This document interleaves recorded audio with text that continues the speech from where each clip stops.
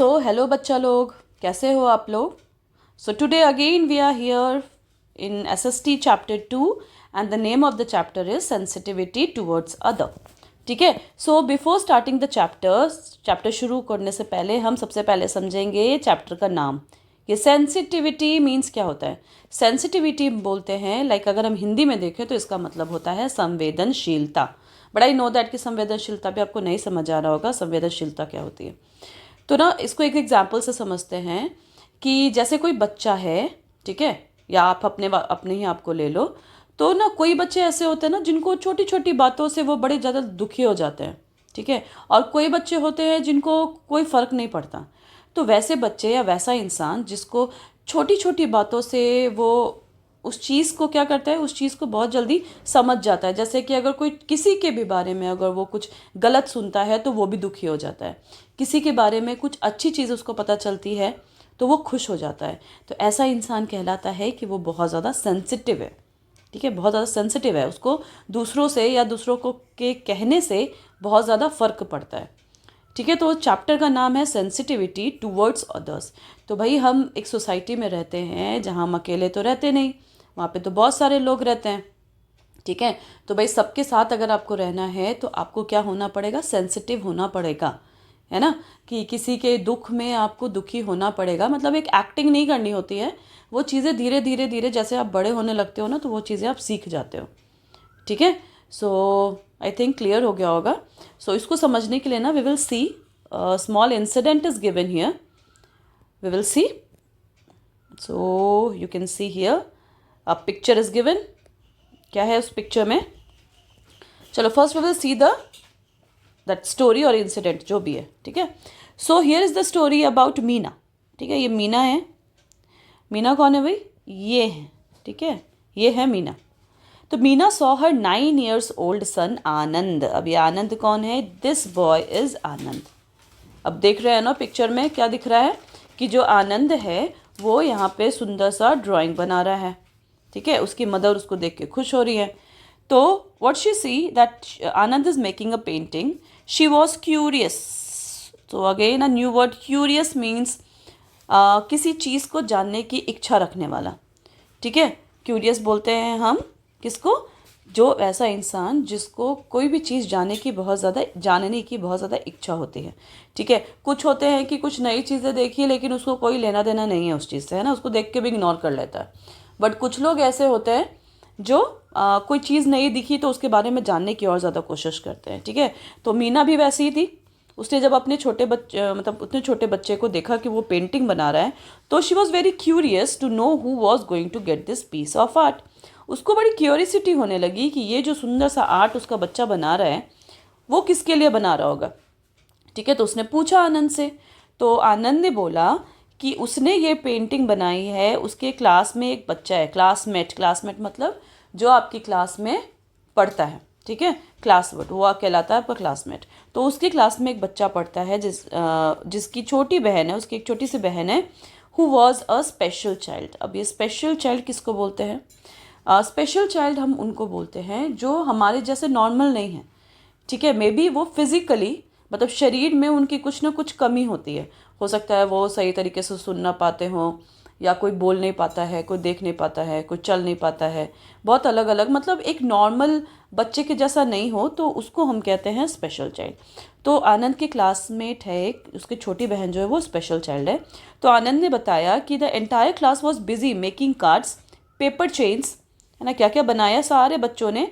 सारे बच्चे बड़े बिजी हैं बनाने के लिए, उस बच्चे के लिए कुछ गिफ्ट देना चाहते हैं। तो बहुत सारे बच्चों ने कार्ड्स बनाया, पेपर चेन्स बनाए जो आप भी बनाते हो ना क्लास को डेकोरेट करने के लिए, कैप्स बनाया पेपर से, और मास्क ऑल्सो। अब भाई इतनी तैयारी हो क्यों रही थी, क्योंकि उस स्पेशल बच्ची का 5th बर्थडे था। ठीक है, जिसके लिए ये सारे बच्चे उसके बर्थडे पार्टी की तैयारी में लगे हुए थे, टू मेक हर हैप्पी, ताकि ये सारे डेकोरेशन सारी तैयारियां देख के वो बच्ची खुश हो जाए। The little girl was unable to walk, speak और हियर। अब वो छोटी बच्ची के साथ प्रॉब्लम क्या थी कि वो चल नहीं सकती थी। ठीक है, अनेबल मतलब जो चीज़ वो नहीं कर सकती थी। ठीक है, तो वो चल नहीं सकती थी, वो बोल नहीं सकती थी, और ना ही वो सुन सकती थी। बट वो ये सब नहीं करने के बावजूद भी शी कन्वेड मतलब प्रकट कर सकती थी, है ना, दिखाती थी। क्या दिखाती थी? अपनी खुशी, हर हैप्पीनेस, अपनी खुशी दिखाती थी। कैसे? बाय स्माइलिंग और क्लैपिंग। वो बहुत सुंदर से स्माइल करती थी और अपनी खुशी को बताती थी, और ऑल्सो खुश होके क्या करती थी? क्लैपिंग करना शुरू करती थी। This was the way how the girl shows his like happiness. ठीक है, चलो let's see. Anand's answer filled Meena's eyes with tear. Anand ने जब जवाब दिया कि वो ये ड्राइंग किसके लिए बना रहा है, ये बात सुनकर मीना की आंखें आंसुओं से, टीयर्स, आंसू से क्या हो गई? फिल हो गई, है ना। जब आनंद का जवाब सुना मीना ने कि वो एक स्पेशल चाइल्ड के लिए इतनी मेहनत कर रहा है, तो उसको बड़ी खुशी हुई, और खुशी से उनके आंखों में आंसू आ जाते हैं। शी कुड नॉट बिलीव मतलब उसको विश्वास नहीं हो रहा था। क्यों नहीं विश्वास हो रहा था? That Anand who refused to share his toys with his own younger sister Usha, Anand जो रिफ्यूज़ करता है मतलब देना नहीं चाहता है, क्या नहीं शेयर करता है? अपने टॉयज़। किसके साथ शेयर नहीं करता है? अपनी छोटी बहन उषा। आनंद वो बच्चा जो अपने टॉयज़ अपने छोटी बहन के साथ शेयर नहीं करता है। How he could be so concern. What's the meaning of concern? Concern मतलब चिंता। उसने उस बारे में इतना सोचा कि वो बच्चा इतना ज़्यादा कंसर्न कैसे हो रहा है, इतना फिक्र कैसे हो रहा है उसको, किस चीज़ के लिए? For bringing joy to a special child. Joy मतलब खुशी। एक स्पेशल चाइल्ड के लिए खुश मतलब उसकी ज़िंदगी में खुशी लाने के लिए वो कोशिश कर रहा है। Meena felt very proud of her son. Meena को अपने बेटे पे बहुत नाज हुआ। ठीक है, जैसे आप भी अगर कोई अच्छा काम करते हो तो आपके पेरेंट्स को बहुत अच्छा फील होता है। दे फील प्राउड कि अरे वाह मेरा बच्चा इतना अच्छा है। ठीक है, ऐसे ही मीना को भी फील हुआ। Let's see the next one. So we live in a society. Now a word is society here. Society क्या होता है? First we will see here. Do you know, maybe I mentioned, a society is an organized group of people. What it is? Society जो है वो एक people का group है ना, लोगों का एक ग्रुप है जो कि बहुत ऑर्गेनाइज्ड वे में रहते हैं। ठीक है, इसको इजी लैंग्वेज में आप क्या समझोगे कि जो सोसाइटी है ना वो एक ऐसा ग्रुप होता है जहाँ सब लोग साथ में रहते हैं। ठीक है, बहुत सारे नियमों का पालन करते हैं, बहुत सारे रूल्स फॉलो करते हैं, और एक दूसरे के साथ जुड़कर जीवन जीते हैं। ठीक है, मतलब अगर आप सोसाइटी में आपको रहना है तो सबके साथ अच्छा रिलेशन बना के रहना है। ठीक है, सबके साथ लड़ते फिरते रहोगे तो अगर आपका कोई दोस्त नहीं होगा तो कोई आपके साथ बात करना नहीं चाहेगा, कोई आपके साथ खेलना नहीं चाहेगा, कोई आपके साथ कुछ भी शेयर करना नहीं चाहेगा। ठीक है, तो हम सोसाइटी में रहते हैं। All of us depend upon one another for different reason. अब भाई जब आप सोसाइटी में रह रहे हो तो आप बहुत ज़्यादा डिपेंड करते हो एक दूसरे पे। अब डिपेंड करना मतलब एक दूसरे की ज़रूरत पड़ती रहती है हमें। ठीक है, अगर आप सोसाइटी में रह रहे हो, सोसाइटी में तो बहुत तरह के लोग रो रहे हैं। अगर आपको सब्ज़ी लेनी है तो आपको बाहर जाना पड़ेगा, सोसाइटी में जो बेच रहे हैं उनके साथ लेना पड़ेगा। अगर आप उनसे लड़ लेते हो तो वो आपको आप सामान ही नहीं बेचेगा, फिर क्या करोगे? अगर आप शॉप पे जा रहे हो सामान खरीदने, वहाँ भी अगर आपने अच्छा रिलेशन नहीं बनाया है, he will not give you. तो क्या है ना, सोसाइटी में हर किसी के साथ मतलब हर किसी पे हम एक दूसरे पे डिपेंडेंट है। जैसे अगर हम शॉप जा रहे हैं, ठीक है, हमें अपनी जो भी चीज़ें हैं, हमें कुछ ख़रीदना है, उसके लिए हमें शॉप पे जाना पड़ेगा। इट मीन्स कि हम शॉपकीपर जो भी दुकान वाला है उस पर डिपेंडेंट है। ठीक है, बट वो दुकान वाले की तरफ से सोचो तो वो भी अगर अपना दुकान चला रहा है तो उसको क्यों चला रहा है? वो क्योंकि पैसे अर्न करने हैं, उसको पैसे कमाने के लिए। तो वो हमारे ऊपर डिपेंडेंट है कि अगर हम नहीं जाएंगे उनके दुकान पे तो उनको पैसे कहाँ से मिलेंगे। तो सोसाइटी यही होती है बेटा, हर कोई एक दूसरे पे डिपेंडेंट होता है, एक दूसरे पे आश्रित होता है। चलो, so look around and you will find that most people are sensitive to the needs of others. तो एक बार ज़रा देखो अपने आसपास के लोगों को, जानते ही होगे आप अपने नेबर में, अपने सोसाइटी में, कि ज़्यादातर मोस्ट पीपल मतलब ज़्यादातर लोग ऐसे होते हैं, कुछ कुछ जिनको कोई लेना देना नहीं होता है, अनसेंसिटिव होते हैं, but most of the people कैसे होते हैं? सेंसिटिव होते हैं। बताया था स्टार्टिंग में ही, जो बहुत ज़्यादा संवेदनशील होते हैं, है ना, दूसरों की खुशी से, दूसरों के दुख से उनको फ़र्क पड़ता है। ठीक है, तो everyone is ready to hold the hand of a child and an old person. Everyone is ready मतलब हर कोई तैयार है सोसाइटी में to hold the hand of, एक छोटे बच्चे का हाथ पकड़ना, एन ओल्ड पर्सन, कोई बूढ़ा व्यक्ति है आपके सामने, उसके हाथ को पकड़कर, मतलब देखो हाथ को पकड़ना is not only give the way, इसमें बस यही समझाया जा रहा है कि सिर्फ हाथ पकड़ना नहीं, हाथ पकड़ना कब, वाइल क्रॉसिंग अ रोड, है ना। सिर्फ ऐसा नहीं है कि बस रोड क्रॉस कराते वक्त ही हम बच्चे को हेल्प कर रहे हैं या ओल्ड पर्सन को, ये इतना जस्ट एक एग्जांपल दिया हुआ है, बट कहने का ये मतलब है कि हर कोई तैयार होता है किसको हेल्प करने के लिए, एक ज़रूरतमंद को। अब क्योंकि छोटा बच्चा है तो उसको तो किसी ना किसी की ज़रूरत है, कोई बहुत ओल्ड पर्सन है, कोई बूढ़ा बुजुर्ग है, उसको भी किसी की ज़रूरत पड़ेगी। तो सोसाइटी में most of the people are ready to help the child और द ओल्ड पर्सन। अब किसके आके एग्जाम्पल है, लाइक क्रॉसिंग अ रोड, अगर किसी को रोड क्रॉस करना है, छोटा बच्चा डरता है ना, गाड़ियाँ आ रही है बहुत सारी, और जो अगर ओल्ड पर्सन है उनके वो भी बहुत कमज़ोर हो जाते हैं, बहुत वीक हो जाते हैं, तो रोड वगैरह क्रॉस करने में या कहीं बाहर आने जाने में बहुत थोड़े से डरते हैं, तो उनकी हेल्प के लिए रेडी रहते हैं। ऑफर देम अ सीट इन अ बस। अब अगर आप कहीं भी बस में या ट्रेन में सफ़र कर रहे हो तो क्या होता है कि अगर मान लो बाई चांस आपके सामने कोई बहुत बूढ़ा सा इंसान खड़ा है, कोई बहुत बूढ़े बुजुर्ग खड़े हैं, तो क्या करते हैं हम, क्या करना चाहिए, मतलब करते हैं कि नहीं वो तो डिपेंड करता है अलग अलग लोगों पे, but most of probably what we should do, क्या करना चाहिए हमें, अपनी सीट, जिस सीट पे आप बैठे हो वो ऑफ़र करो उनको, है ना, उनसे पूछो कि आप बैठ जाओ, उनको ऑफ़र करो, ठीक है। और help them to carry heavy bags, या अगर आप कभी देख रहे हो कोई बूढ़ा बुजुर्ग बहुत मुश्किल से बहुत भारी बैग उठा कर ले जा रहा है, तो आप उनको क्या करो, उनकी हेल्प करो, किस चीज़ के लिए, ताकि उनका हैवी बैग उठाकर उनकी हेल्प करो, ठीक है। Next, come to the next page.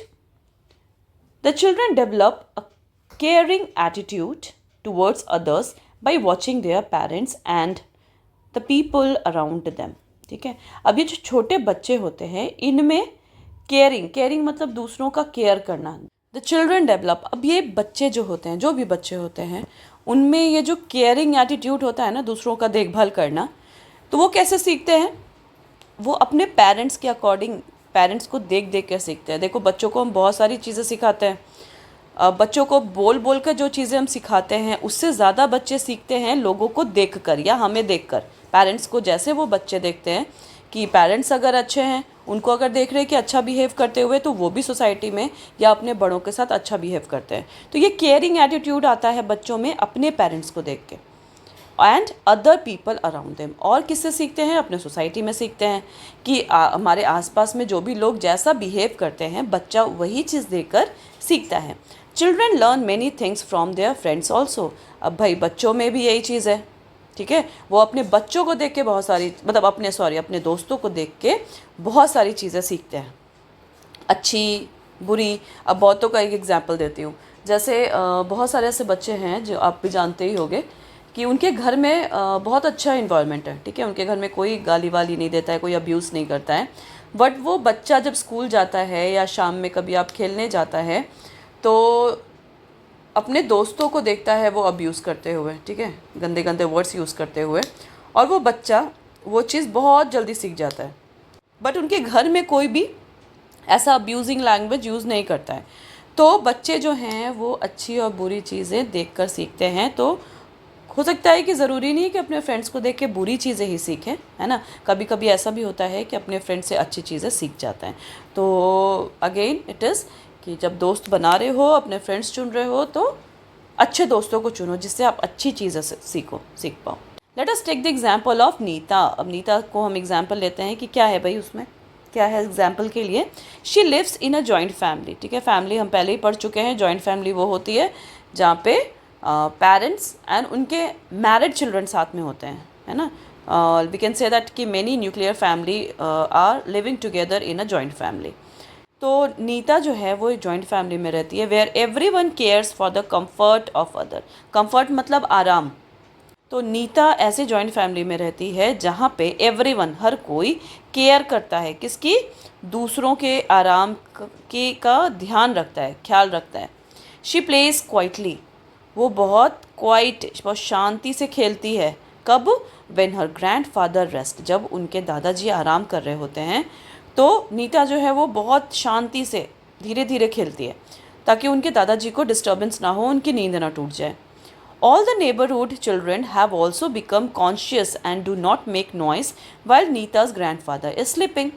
अब देखो नीता को जब वो देख रहे हैं कि वो बच्ची अपने दादाजी के लिए इतनी ज़्यादा कॉन्शियस है, ठीक है, what's the meaning of conscious? Conscious का मतलब होता है बहुत सचेत रहती है कि कहीं मेरे आवाज़ से या मेरे शोर करने से उनको डिस्टर्ब ना हो जाए, इस चीज़ के लिए बहुत कॉन्शियस रहती है, बहुत जागरूक रहती है, सचेत रहती है। ठीक है, तो उसको देख देख के जो उनके घर में जो दूसरे पड़ोसी के जो बच्चे आते थे, नेबरहुड से जो बच्चे आते हैं, वो भी नीता को देख देख कर सीख गए कि भाई बड़े बुजुर्ग जब आराम कर रहे हैं तो शोर नहीं करना चाहिए। कम next. So here you can see activities given. The question is list 2 habits. ठीक है, habits मतलब आदत. तो आपको 2 good habits लिखने हैं that you have learned from your friends. अब ये तो बड़ा अच्छा क्वेश्चन है, आप अपने फ्रेंड्स से कौन सी अच्छी कौन कौन सी चीज़ें सीखे हो ये आपको मेंशन करना है. तो ये तो हर कोई अलग अलग सीखेगा, तो आप अपने अकॉर्डिंग यहाँ पे लिखना. Again one example of Vasudha. अब Vasudha is a successful fashion designer. ठीक है, सुंदर सुंदर ड्रेस डिज़ाइन करती है. Her mother works in an office. अब वसुधा की जो मदर है वो ऑफिस में वर्क करती हैं, और उनके जो फादर हैं he is a bank officer, वो बैंक में ऑफिसर है. ठीक. अब what is there? Every morning Vasudha baths and feeds her grand mother Shanti Anand before going to the office. ठीक है, अब वसुधा का डेली का ड्यूटी है, हर सुबह में वसुधा उठती है, अपनी दादी को नहलाती है और फीड कराती है, खिलाती है. क्या नाम है उनकी दादी का? उनकी दादी का नाम है शांति आनंद. अपने ऑफिस जाने से पहले वो अपनी दादी को अच्छे से नहला धुलाकर, उनको खाना वाना खिलाकर उसके बाद ही ऑफिस जाती है. अब शाम में जब वो ऑफिस से लौटती है, she cleans and feeds her again. फिर से वो शाम में उनको साफ़ करती है और उनको फिर से खाना खिलाती है. Her parents feel proud of her caring behaviour towards her grand mother. उनके जो पेरेंट्स हैं, किसके? वसुधा के जो पेरेंट्स हैं उनको बहुत प्राउड फील होता है. किस चीज़ को देखकर? अपनी बेटी को देखकर कि उस कितनी केयरिंग है, वो कितना ध्यान रखती है. किसका? अपनी ग्रैंड मदर का. ठीक है, अपनी ग्रैंड मदर का इतना ध्यान रखती है. ये चीज़ देख के उनके पेरेंट्स को, वसुधा के पेरेंट्स को बहुत प्राउड फील होता है. They appreciate her help. ये उसके हेल्प को बहुत अप्रिशिएट करते हैं. अप्रिशिएट करना मतलब तारीफ़ करते हैं. However they had never forced Vasudha. अब एक चीज़ और क्या उनको अच्छी लगती है वसुधा की, कि कभी भी वसुधा के पेरेंट्स ने वसुधा को फोर्स नहीं किया. किस चीज़ के लिए? कि आपको अपनी ग्रैंड मदर का ध्यान रखना है, टेक केयर, ध्यान रखना. कभी भी उनके पेरेंट्स ने वसुधा को फोर्स नहीं किया कि तुम्हें अपनी दादी को नहलाना है या खिलाना है या उनका देखभाल करना है, कभी भी नहीं. बट वसुधा सीखी कैसे? जब उसके पेरेंट्स ने नहीं सिखाया तो सीखी कैसे? She had observed her parents. जब वो छोटी थी, बचपन से देखती आ रही थी कि उसके मम्मी पापा दादी का बहुत ध्यान रखते हैं. तो ये चीज़ वो ऑब्ज़र्व करती रही, समझती रही, ध्यान देती रही, और वो भी नेचुरली डेवलप हो गया. And the naturally developed a sense of responsibility towards her grand mother. अपने पापा और अपनी मम्मी को जब उन्होंने बचपन से देखती आई कि किस तरह से दादी की सेवा करते हैं, तो वो भी ये जो नेचुरली वो चीज़ें क्या हो गई, वसुधा में डेवलप हो गई कि किस लाइक रिस्पॉन्सिबिलिटी अपनी ग्रैंड मदर के लिए उनकी क्या रिस्पॉन्सिबिलिटी है, ये चीज़ उन्होंने खुद से अडॉप्ट कर ली. Next, family plays an important role in building strong bonds of love and care. अब ये लव एंड केयर, प्यार और देखभाल कहाँ मिलता है आपको? फैमिली में मिलता है. ठीक है, in the last class also you have gone through that what is family. Family के बारे में पूरा चैप्टर था, अच्छे से पढ़ चुके हो. तो फैमिली जो है वो बहुत इंपॉर्टेंट रोल प्ले करती है for building strong bond. Bond का मतलब क्या होता है? बंधन, है ना. एक बहुत मजबूत बंधन होता है. किस चीज़ का? प्यार का और देखभाल का. Family. All children share a special bond with their grand parents. अब ये चीज़ आपने भी बहुत बार महसूस किया होगा कि ग्रैंड पेरेंट्स जो आपके दादा दादी जी हैं या आपके नाना नानी जी हैं, उनके साथ एक स्पेशल बॉन्ड होता है, एक अलग ही रिश्ता होता है. ठीक है, बहुत बहुत स्पेशल रिश्ता होता है वो. They gladly run to get spectacles, medicines और एनीथिंग एल्स. ग्लैडली मीन्स बहुत खुश होकर, हैप्पीली, बहुत खुश होकर दौड़ कर जाते हैं अपने दादा दादी या नाना नानी के स्पेक्टिकल्स लाने के लिए. स्पेक्टिकल्स मतलब चश्मा. मेडिसिन्स दवाइयाँ, और एनीथिंग दैट इज़ मतलब व्हाट दे वांट, जो भी चीज़ें उनको चाहिए होती हैं वो जल्दी से दौड़ कर लाना पसंद करते हैं. हियर फर्स्ट इसको भी हम पहले कर लेते हैं. Do you no? Many old people become hard of hearing and cannot see properly. अब बहुत के घर में आपने देखा होगा या आपके घर में भी आपने देखा होगा कि घर में परिवार में जो भी बूढ़े बुजुर्ग होते हैं उनको बड़ी परेशानी होती है किस चीज़ में, सुनने में परेशानी होने लगती है, कैनॉट सी, और देखने में भी बहुत परेशानी होने लगती है. Therefore it is very important to assist them in their day to day activities. अब इसमें ना बहुत ज़रूरी होता है कि जो मतलब डेली की जो एक्टिविटी है, मतलब चलना फिरना खाना पीना, इन सब चीज़ों पे उनको असिस्ट करने के, क्योंकि बूढ़े बुजुर्ग हो गए हैं, कमज़ोर हो गए हैं, तो उनको हमारी हेल्प की बहुत ज़्यादा ज़रूरत पड़ती है. Next, come to the next page. On the other hand the grandparents love their. अब अभी हमने देखा कि बच्चे तो बहुत प्यार करते हैं, दौड़ दौड़ कर अपने ग्रैंड पेरेंट्स के लिए चीज़ें लाते हैं, जो चीज़ें उनको ज़रूरत पड़ती है तुरंत तुरंत लेकर आते हैं. उधर ही दूसरी तरफ अगर हम देखें, from other hand the grandparents love their grandchildren very much and never forget to buy them gifts like favourite fruits, toy, story book etcetera. अब इसमें क्या है कि जिस तरह से बच्चे अपने ग्रैंड पेरेंट्स को बहुत प्यार करते हैं, उसी तरह से ग्रैंड पेरेंट्स जो हैं वो भी अपने ग्रैंड चिल्ड्रन को, अपने पोता पोती या नाती नतनी को बहुत ज़्यादा प्यार करते हैं. और नेवर फॉरगेट टू बाई, और कभी भी ये नहीं भूलते हैं क्या खरीदने के लिए, गिफ्ट खरीदना नहीं भूलते हैं. किस तरह के गिफ्ट देते हैं वो, उनके फेवरेट फ्रूट्स ला के देते हैं, उनके फेवरेट टॉयज़ ला के देते हैं, उनके लिए स्टोरी बुक्स लाते हैं एट्सेट्रा. बट देखो एक चीज़ ध्यान रखना बेटा कि ऐसा नहीं है कि जो ग्रैंड पेरेंट्स अपने बच्चों के लिए ये चीज़ें खरीद कर लाते हैं बस वही अच्छे हैं, जो नहीं ला पा रहे हैं वो ग्रैंड पेरेंट्स अच्छे नहीं है. तो इस चीज़ को, प्यार को सामान से मत तौलना कभी भी, ठीक है. हो सकता है कि कुछ अच्छे से अफोर्ड कर सकते हो सकते हैं कुछ के ग्रैंड पेरेंट्स अफोर्ड नहीं कर सकते हैं, तो गिफ्ट के अकॉर्डिंग उनके प्यार को नहीं तौलना चाहिए. बट हाँ, जो अफोर्ड कर सकते हैं they are giving the thing.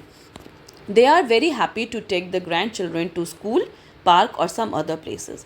अब ग्रैंड पेरेंट्स को बहुत मज़ा आता है अपने ग्रैंड चिल्ड्रन को स्कूल पहुंचाना, स्कूल से लाना, उनको पार्क घुमाने ले जाना, और कहीं दूसरे जगह पे जो उनको पसंद है ना, बच्चे को जो पसंद है वहाँ पे भी ग्रैंड पेरेंट्स उनको ले जाना बहुत पसंद करते हैं. चलो, the next topic is living in a quiet world. Quite मतलब बिल्कुल खामोश, क्वाइट. कैसा लगता होगा ना, जो दुनिया जो है जिसमें हमें कितनी different varieties of sound we can hear, है ना, कितनी डिफरेंट आवाज़ें, अच्छी बुरी हर तरह की आवाज़ें हम सुन सकते हैं. बट उनको कितना मुश्किल होता होगा वैसे वर्ल्ड में रहना जहाँ बिल्कुल सन्नाटा है, कोई आवाज़ नहीं, कुछ नहीं. कैसे लोगों के लिए होता है वो, डीफ लोगों के लिए. डीफ हम इनको कहते हैं जो physically they are disable to hear, जो सुनने में असमर्थ हैं, जो सुन नहीं सकते हैं. ठीक, तो here is the story of Anjali. देखोगे ना यहाँ पे अंजलि है, was born deaf.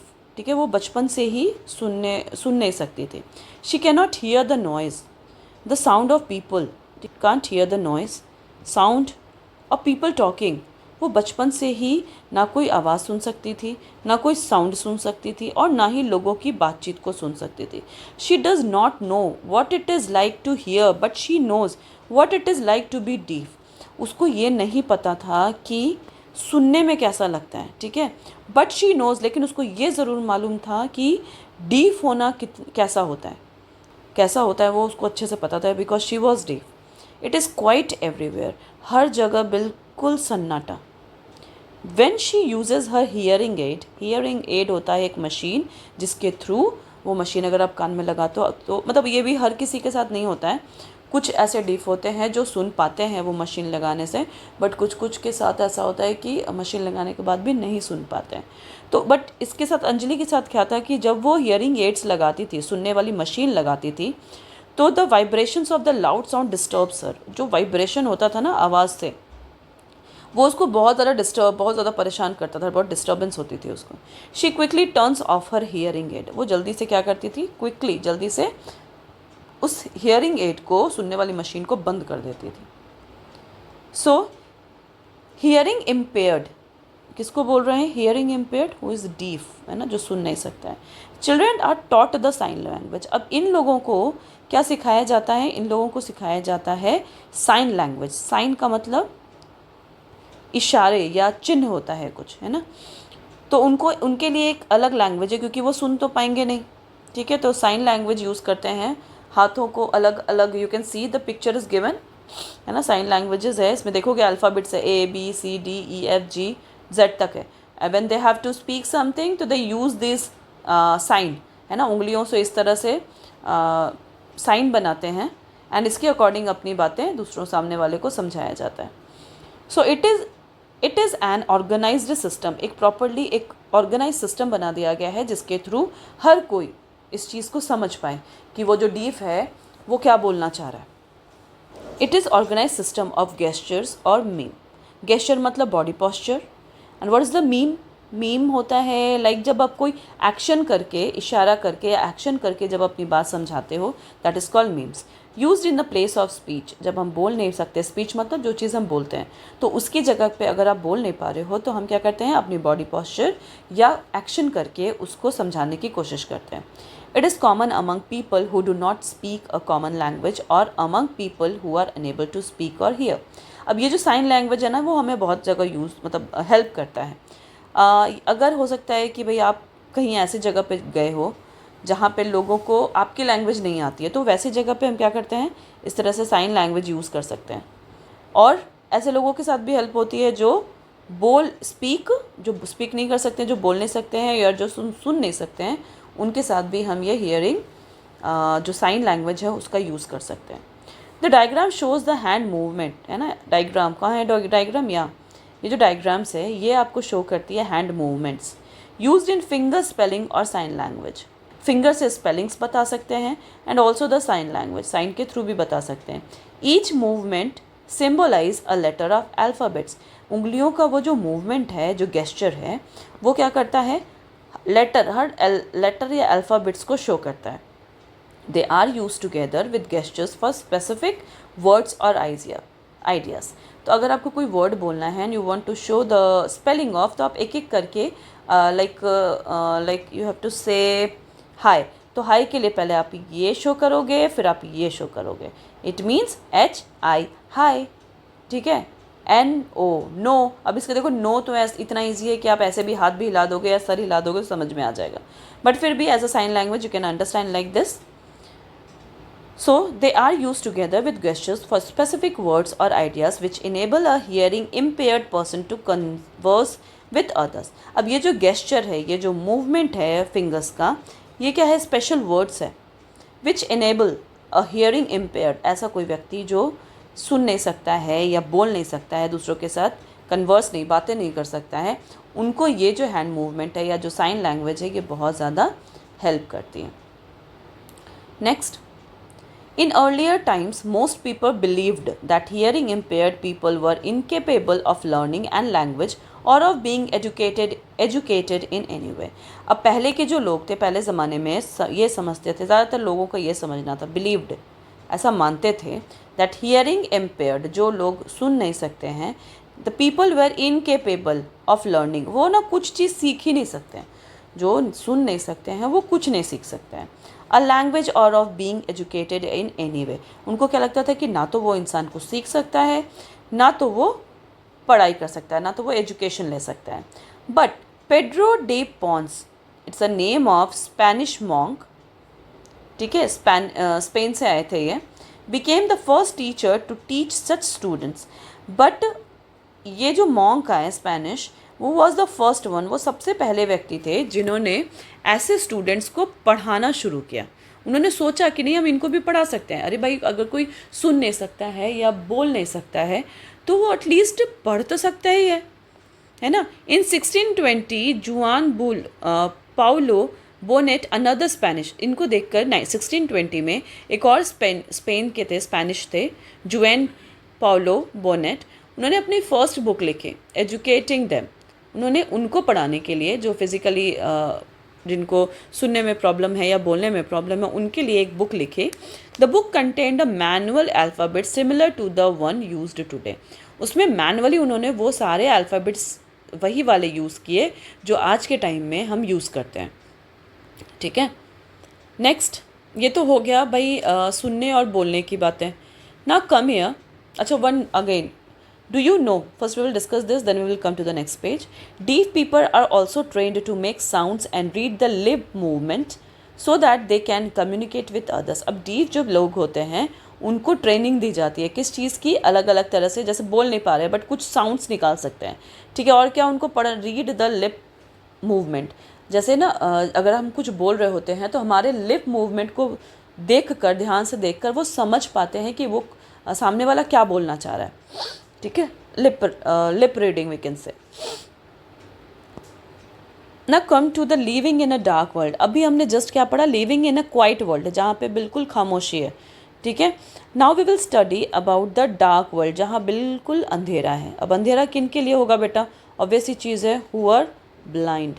The visual impaired, visually impaired मतलब विजुअल चीज़ों को जो देख नहीं सकते हैं। People learn to use their sense of touch to feel.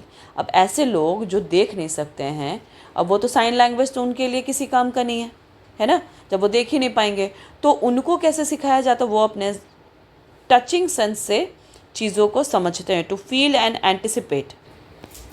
They read books that are different from ours. अब वो ऐसी बुक्स पढ़ते हैं जो हमारी बुक से अलग होती है, डिफरेंट होती है। हाउ इज़ इट पॉसिबल, जब वो देख ही नहीं सकते तो कैसे पढ़ेंगे। येस, वो पढ़ते हैं। The pages of their books are thick. उनके जो बुक के जो पेजेस होते हैं वो मोटे होते हैं, थिक होते हैं। And have rose of raised dots. अब उसमें क्या होता है, उनमें ना डॉट्स बने होते हैं, ठीक है। I will show you the picture, ठीक है। This is the raised dots, है ना, जो उठे उठे से रहते हैं, उभरे से होते हैं, जिसको छूने से समझ में आ जाता है, ठीक है, कि क्या लिखा हुआ है उस पर। अगर आप छुओगे, उसको फील करोगे, then these books are written in Braille. Braille is a language, ठीक है। ब्रेल क्या है, एक लैंग्वेज है। They touch these dots and recognise the written word, ठीक है, वेरी इंपॉर्टेंट इट इज़। उस डॉट्स को छू छू कर वर्ड समझ जाते हैं कि क्या वर्ड्स वहाँ पे लिखा हुआ है, पहचान जाता है। रिकॉग्नाइज मतलब पहचानना। दस they read by running their fingers on them. आंखें तो बंद हैं, ठीक है, कुछ नज़र तो आ नहीं रहा है, तो वो इस पेज पे जो डॉट्स हैं उसको छू छू कर समझ जाते हैं कि उसमें क्या लिखा हुआ है। That is called a Braille language. Do you know इस what? Braille was invented by Louis Braille. In an accident he lost his eyesight. Braille जो थे उन्होंने इन्वेंट किया था, लुइस ब्रेल जो थे उन्होंने ये लैंग्वेज इन्वेंट किया था। एक एक्सीडेंट में क्या होता है कि उन्होंने अपनी आई साइट, है ना, आंखों की रोशनी खो दी। He had great interest in reading. उनको ना रीडिंग करने का बहुत इंटरेस्ट था, उनको बहुत अच्छा लगता था रीडिंग करना। Which persuaded him to find the way of reading and writing. यही चीज़ उनको परस्यू करा, मतलब इस चीज़ के लिए बहुत ज़्यादा उनको प्रेरित किया, ठीक है, कि कैसे पढ़ना है। टू फाइंड द वे, भाई अब तो पहले तो आंखें थी तो वो बहुत अच्छे से पढ़ लेते थे, बट अब उनके पास रोशनी नहीं थी, नहीं देख सकते थे, तो उन्होंने एक ऐसा रास्ता ढूंढा जिससे वो अपनी रीडिंग और राइटिंग का जो शौक था वो मेंटेन कर पाएँ। फाइनली ही introduced a way to read the and write. अब उन्होंने एट लास्ट फाइनली ही इंट्रोड्यूस्ड, उसके बाद उन्होंने ये चीज़ जो ब्रेल लैंग्वेज है उसको उन्होंने सबके सामने प्रस्तुत किया। By touching the raised dots on a paper. और उस पेपर पे जो रेज्ड जो डॉट्स होते हैं उसको देख देख कर वो छू छू कर कैसे पढ़ना है, वो जो लैंग्वेज थी वो उन्होंने इंट्रोड्यूस किया। This script was named Braille in his honour. इसी उनके ऑनर में, उनको इज्जत देने के लिए, उनका और हौसला बढ़ाने के लिए इस स्क्रिप्ट का नाम दिया गया ब्रेल। द हियरिंग एम्पेयर्ड और विजुअल एम्पेयर्ड, है ना, हियरिंग एम्पेयर्ड मतलब जो सुनने में एबल नहीं है। विजुअली एम्पेयर्ड जो देख नहीं सकते। Deserve our understanding and not pity. अब जो भी ऐसे लोग हैं जो सुन नहीं सकते हैं, देख नहीं सकते हैं, डिज़र्व और उनको वो क्या डिज़र्व करते हैं, हमारी अंडरस्टैंडिंग एंड नॉट पिटी। पिटी मतलब दया, हमारे से दया नहीं चाहिए उनको, हमारे से उनको बस चाहिए कि हम उनकी प्रॉब्लम को समझ सकें, ना कि दया चाहिए। They do not have the ability to hear. उनके पास एबिलिटी नहीं है सुनने की।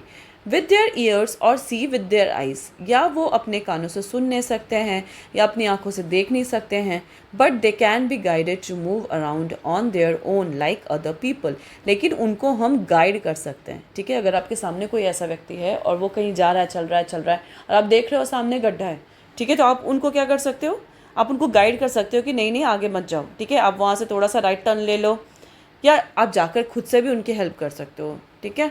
They can study and work hard at different occupation and profession. अब वो अच्छे से दे कैन स्टडी, है ना, अच्छे से पढ़ाई कर सकते हैं, बहुत वर्क अपने मतलब बहुत हार्डली वर्क कर सकते हैं, और जिससे वो अलग अलग डिफरेंट ऑक्यूपेशन या प्रोफेशन अपना सकते हैं। They can prove to be useful member of society. पहले ज़माने में क्या होता था ना कि ऐसे लोगों को बहुत अजीब समझाया था कि मतलब ये तो नकारे हैं, इनसे तो कुछ भी नहीं हो पाएगा, ये तो पढ़ाई लिखाई भी नहीं कर सकते हैं, ये तो काम भी नहीं कर सकते हैं, ये तो बस अपने पेरेंट्स पे बोझ बने रहेंगे। बट अब की जो सिचुएशन है, जब ये पढ़ना लिखना सीख जाते हैं तो ये सोसाइटी के लिए एक बहुत ही यूज़फुल मेंबर का काम करते हैं, ठीक है, बहुत ही इम्पॉर्टेंट मेंबर कहलाते हैं। If they are given proper facility, अगर उनको एक प्रॉपर फैसिलिटी मिलती है, अपॉर्चुनिटी मिलती है, और अच्छा एक गाइडेंस मिलता है ना।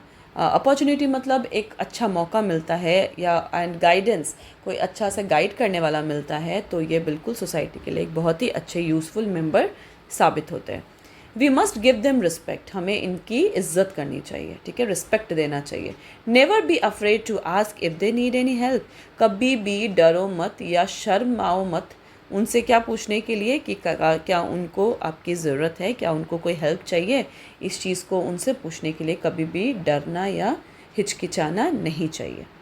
So here now you can see some list is given how to develop sensitivity towards others, ठीक है, कुछ चीज़ें हैं, पॉइंट्स हैं। First of all respect elders, जो भी आपके बड़े बुजुर्ग हैं, नॉट ओनली बुजुर्ग, जो भी आपसे बड़े हैं उनकी आप क्या करो, respect. Second, do not make unkind remarks about anyone's physical appearance like children wearing braces, special shoes, spectacles. अब कभी भी अनकाइंड, जो चीज़ काइंड नहीं है, ठीक है, उस चीज़ को लेके कभी भी गलत रिमार्क्स मत दो, कोई ऐसी चीज़ मत बोलो किस चीज़ को लेके, एनीवन्स फिजिकल अपीयरेंस, वो इंसान या वो बच्चा या कोई भी कैसे फिज़िकली कैसे दिख रहा है, उसकी जो फिज़िकल अपीयरेंस मतलब वो देखने में कैसा लगता है, उसको लेकर किसी भी तरह के गंदे रिमार्क्स मत दो। जैसे कोई बच्चा देखा होगा आपने कि ब्रेसेस लगाया, मतलब दांतों के ऊपर क्लिप्स देखा होगा आपने, वेयरिंग ब्रेसेस, उनको देख के प्लीज़ ऐसा कोई रिमार्क मत करो। किसी ने अगर स्पेशल शूज़ पहन रखे हैं, स्पेशल शूज़ मतलब किसको बोल रहा है ना, जैसे कोई बच्चा होता है जिसको चलने में प्रॉब्लम है, या हो सकता है कि उसके पैर टूट गए हो, या उसको कुछ पोलियो हो रखा हो बचपन में, या हो सकता है कि एक्सीडेंट के थ्रू उनके पैर कट गए हों, तो वो वैसे बच्चे क्या होते हैं स्पेशल तरह के शूज़ पहनते हैं। स्पेक्टिकल, चश्मा, स्पेशली बहुत बच्चों को, आप लोगों को भी पता होगा, आप लोगों ने भी ये चीज़ महसूस किया होगा समटाइम कि कोई चश्मा पहना हुआ जो बच्चा होता है उसको दूसरे बच्चे बहुत चिढ़ाते हैं, है ना, और या जो खुद चश्मा लगाते होंगे उनको भी पता होगा, और जो चिढ़ाते होंगे उनको भी पता है कि वो चिढ़ाते हैं। तो इस तरह के गलत रिमार्क्स नहीं देने चाहिए। Third, do not make negative remarks about any one's religion, caste, language. अगर आप सोसाइटी में रह रहे हो तो कभी भी किसी भी तरह का नेगेटिव रिमार्क्स, नेगेटिव मतलब जो गलत है ना, कुछ भी नेगेटिव रिमार्क आपको नहीं देना चाहिए किसी के भी धर्म को लेके, किसी के भी रिलीजन को लेके, किसी के भी कास्ट को लेके, या किसी भी की लैंग्वेज को लेकर कभी भी गलत रिमार्क्स मत दो। Fourth, talk politely to your younger children. अब भाई ये क्या है, अभी तो बार बार आपको बोला जाता है कि रिस्पेक्ट अदर्स, एल्डर्स ऑल्सो, तो जो भी बड़े हैं उनके साथ हमें रिस्पेक्ट करना चाहिए, उनसे बहुत अच्छे तरह से बात करना चाहिए। But what about your younger children, जो छोटे बच्चे हैं उनके साथ, भाई बड़ों को तो इज़्ज़त दिया आपने, बड़ों से तो बहुत अच्छे से बात किया, लेकिन जो आपसे छोटे हैं बच्चे उनके साथ भी आपको पोलाइटली, बहुत प्यार से संभल कर बात करना चाहिए। ओल्डर पीपल, है ना, बूढ़े लोगों से भी, and everyone specially the servants, ठीक है, किससे आपको ध्यान रखना है कि छोटे बच्चों से आप जैसे बात करोगे वो भी वही चीज़ सीखेगा और वो आपसे वैसे ही बात करेगा। अगर आप प्यार से बात करोगे तो छोटा बच्चा भी आपसे प्यार से बात करेगा। आप अगर उससे गंदे से बात करोगे तो वो बच्चा आपको देख देख कर सीख जाएगा और वो भी आपसे वैसे ही बात करेगा।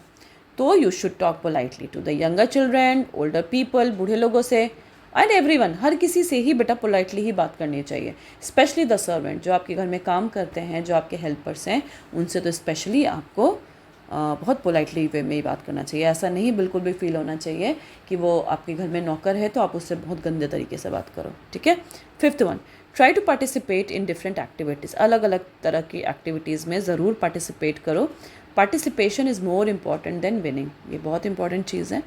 तो हमेशा ज़रूरी नहीं है कि आप पार्टिसिपेट करो तो आप जीतते ही हो, विनर ही होते हो, लेकिन सबसे इम्पॉर्टेंट क्या है कि आपने उसमें पार्टिसिपेट किया। हार जीत तो कोई बहुत बड़ी चीज़ नहीं है, जितना प्रैक्टिस करोगे तो आप विनर पॉइंट तक उतना ज़्यादा जल्दी पहुंचोगे। तो ये तो एक जस्ट एक विनिंग इज़ इम्पॉर्टेंट है ना, बट नॉट लाइक दैट कि अब हम अगर जीत नहीं पाएंगे तो हम पार्टिसिपेट ही करना छोड़ दें। ये फीलिंग या ये थिंकिंग नहीं होनी चाहिए। Sixth, have sympathy for the poor. Sympathy मतलब दया। तो जो गरीब हैं, पुअर हैं, उनके लिए आप में दया होनी चाहिए। एंड दो suffering from any diseases. Diseases मतलब बीमारी। अगर किसी बीमारी से कोई सफ़र कर रहा है, कोई किसी को कोई बीमारी हो गई है, तो ये चीज़ों के लिए आप में सिंपथी होनी चाहिए, उन लोगों के लिए आप में दया होना चाहिए। Seventh, share the house hold course. House hold course, house hold course मतलब घर के काम, है ना।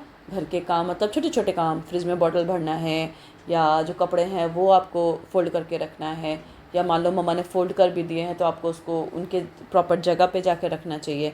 ये सब क्या है, छोटे छोटे हाउस होल्ड कोर्स है, घर के काम है जो आपको करना चाहिए। एथ वन, लर्न अबाउट मेडिटेशन, है ना, मेडिटेट करना चाहिए। It develops an ability to handle stress. Meditation करने से क्या होता है ना, जब हम योग करते हैं, ध्यान लगाते हैं, है ना, मेडिटेशन का मतलब ध्यान लगाना। जब हम ध्यान लगाते हैं तो हम क्या पाते हैं कि हम अपने स्ट्रेस को, स्ट्रेस मतलब जो बहुत मेंटली टेंशन और जो स्ट्रेस होता है ना, उससे हमें छुटकारा मिल जाता है। तो मेडिटेशन ज़रूर करना चाहिए। So this is all about the chapter explanation is finished, and in the next video I will share you the book exercise and the question answer of this chapter. So for today, take care and bye.